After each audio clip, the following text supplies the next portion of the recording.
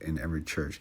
Samhain. Samhain. This is the Halloween one. Okay. Samhain is observed on the eve of November 1st, which will be October 31st. This holiday marks the beginning of winter and the new agricultural cycle. Samhain and the Eve of Samhain were widely observed even after the Christianization of the British Isles.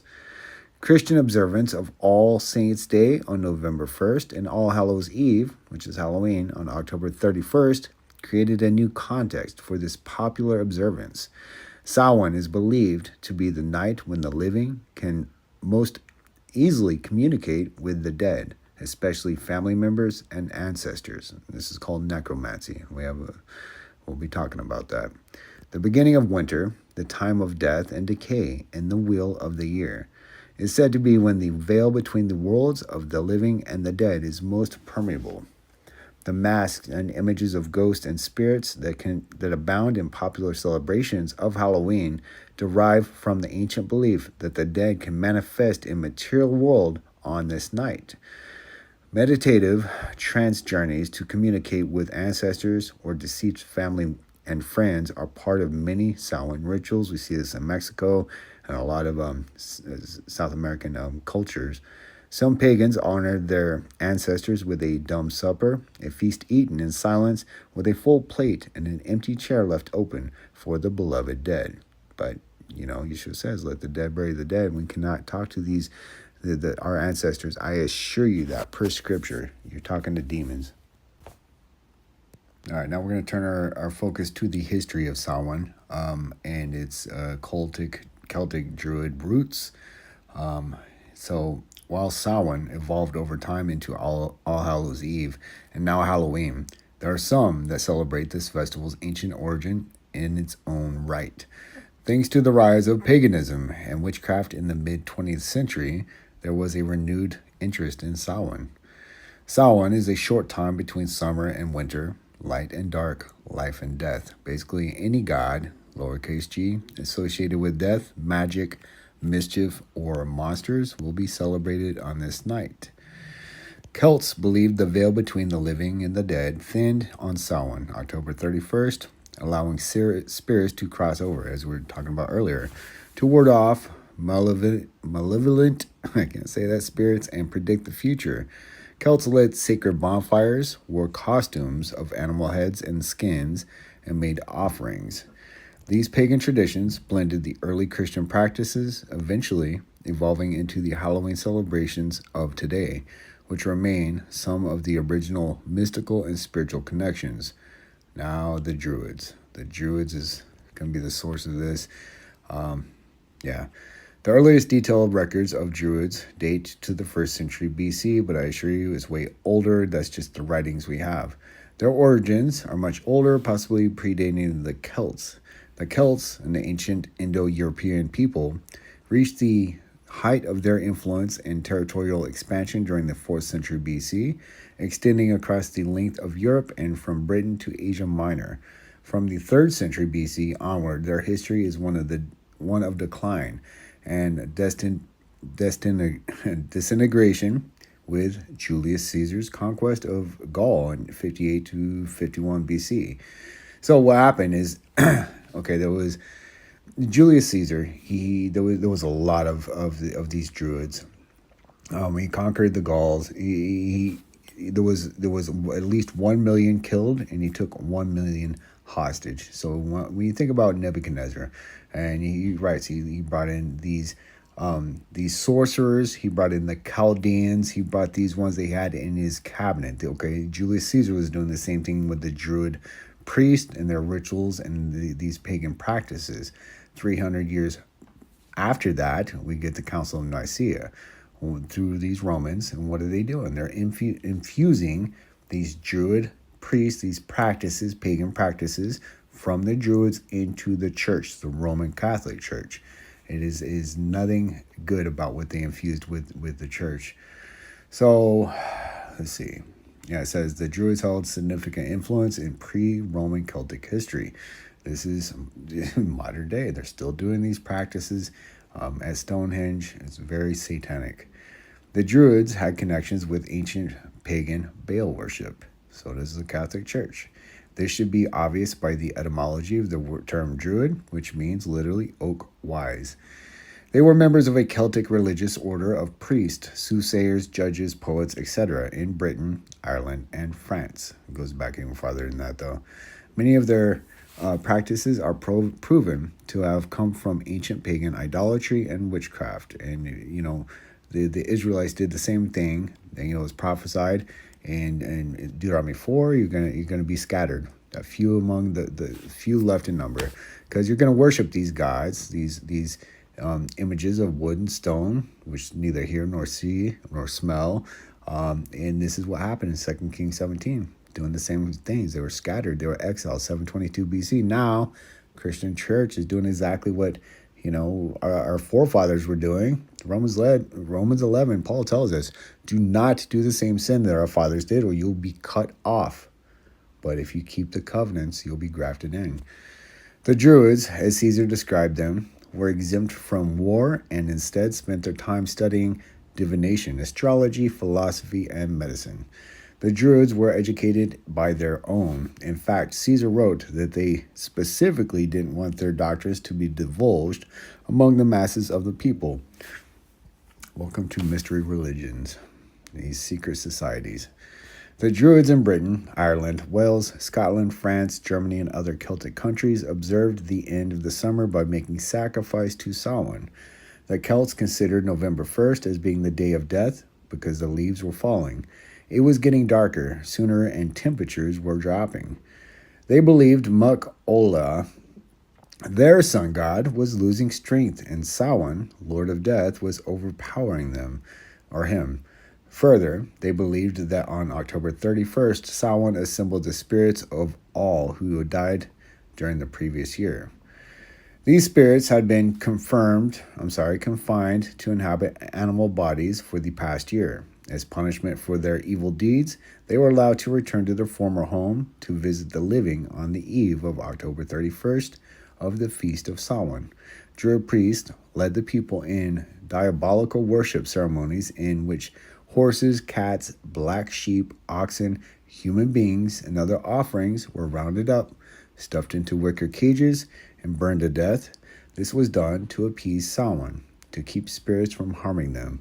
It's just wicked, and it still goes on with these secret societies, and they do the same exact thing.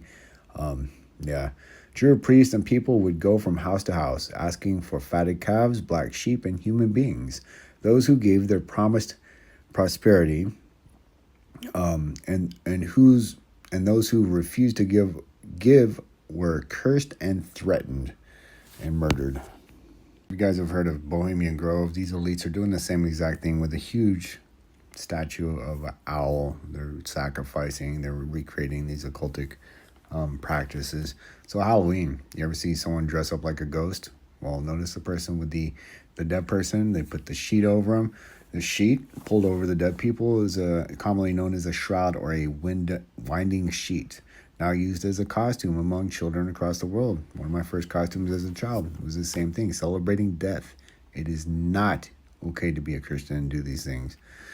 All Hallows Eve, or Halloween, was nearly absent in America during the first few hundred years of settlement, just as Christmas was banned in America till 1837. I bet you none of you knew that, right? But when you look at the second commandment, it says, make no images, no graven images of the likeness of anything in the heavens above or in the earth or in the waters below the earth. Do not bow down nor serve them, because he will visit the iniquity of the fathers upon the children to the third and fourth generations that hate him, but he will show mercy to those that love him and keep his commandments to 1,000 generations. So these generational curses, 3 or 4 generations ago, this was banned. But now, what do we see playing full effect? Romans 1's well underway, because these idols, pagan practices, says he's going to give them up to vile affections, men with men, women with women. He giving up to homosexuality. Now, look at what's going on in the world. Look what's going on in Tel Aviv. It's the pride capital of Israel.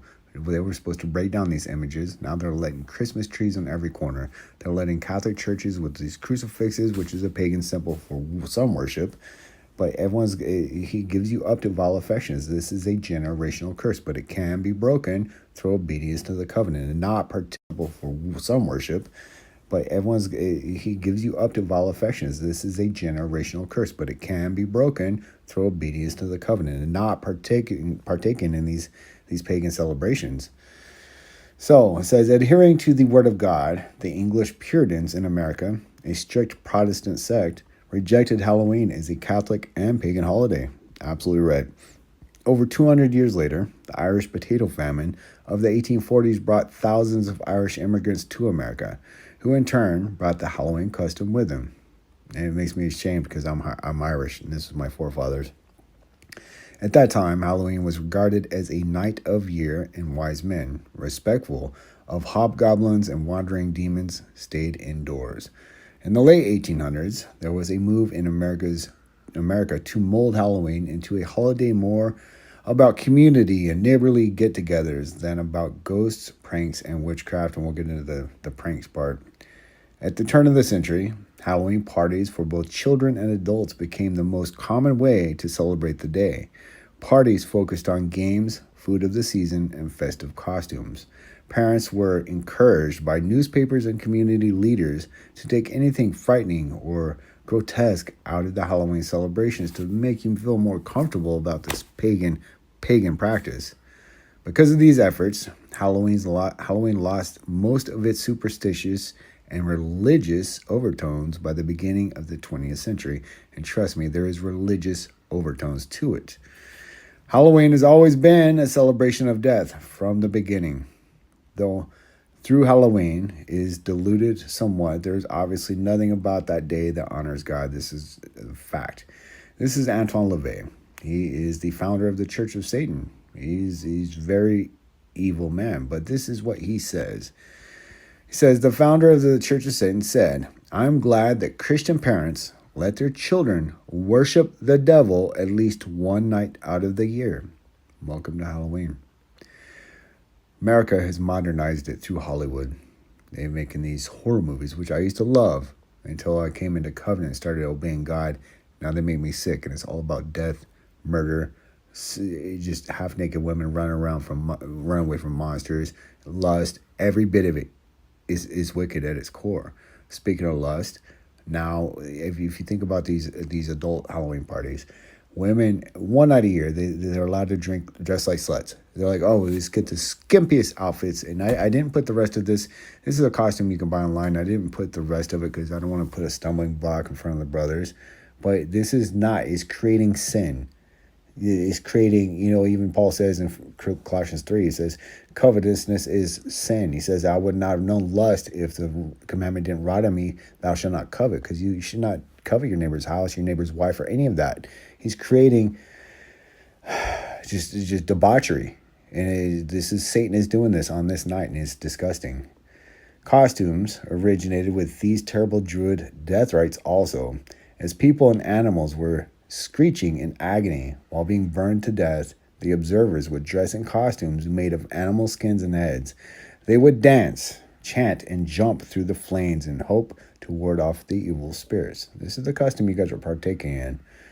And like I said, Colossians 3, covetousness is idolatry. Let's go. Okay, speaking of women, we're going to touch on the women dressing like this and Jezebels and thinking that makeup's not a sin. Well, let's see where makeup was taught. And spoiler alert, by Satan. Enoch 8:1 says, Azazel, which is Satan, taught men to make swords and knives and shields and breastplates, and made known to them the metals and the art of working them. Welcome to war. And bracelets and ornaments, and the use of antimony and the beautifying of the eyelids. There's your mascara, there's your makeup, and all kinds of costly stones. There's your jewelry and all coloring tinctures. And there arose much godlessness, just like it does on that night, and they committed fornication. And they were led astray and became corrupt in all their ways. Let's see what Testament of Reuben, one of the patriarchs, has to say about this. For a woman cannot force a man openly, but by a harlot's bearing she beguiles him. Flee therefore fornication, my children, and command your wives and your daughters that they adorn not their heads and faces to deceive the mind. Because every woman who uses the wiles has been reserved for eternal punishment. For thus they allured the watchers who are before the flood. For as these continually beheld them, they lusted after them, and they conceived and they acted in their mind. For they changed themselves into the shape of men, and appeared to them when they were with their husbands. And the women, lusting in their minds after their forms, gave birth to giants, Nephilim. For the watchers, sorry, our dog's going crazy. For the watchers appeared to them, reaching even unto heaven. Beware therefore of fornication. And if you wish to be pure in mind, guard your senses from every woman, and commanded the woman likewise not to associate with men, that they also may be pure in mind. And we just see right now in 1 Thessalonians 3, in these latter days, men are lovers of themselves more than lovers of God. 1 Timothy 2 tells us, all throughout the scriptures, it tells you how a godly woman should act, and what they're doing on Halloween is not it, especially for a Christian woman. 1 Timothy 2 says, in like manner also, that women adorn themselves in modest apparel, with shamefacedness, not caked on with makeup with a butter knife, and sobriety, not with braided hair, or gold, or pearls, or costly array, or these outfits that they wear on Halloween. Micah 5 says, I will cut off witchcrafts out of thine hand, and thou shalt have no more soothsayers. Thy graven images also will I cut off, and thy standing images out of the midst of thee. And thou shalt no more worship the work of thine hands. And I will pluck up thy groves, your Christmas trees, out of the midst of thee, and I will destroy thy cities. It's coming to a country near you. It's called the Sixth Seal. Country near you is called the Sixth Seal. And we're going to dive a little bit deeper into trick-or-treating and the history of it. This image is from when you first see these paper masks and outfits that they were propagating in every JCPenney. And they're normalizing it, making money off of it, is making a mockery out of God by making this normal in the Christian church with your trunk or treats and all these things in every house in America almost. And it's sickening.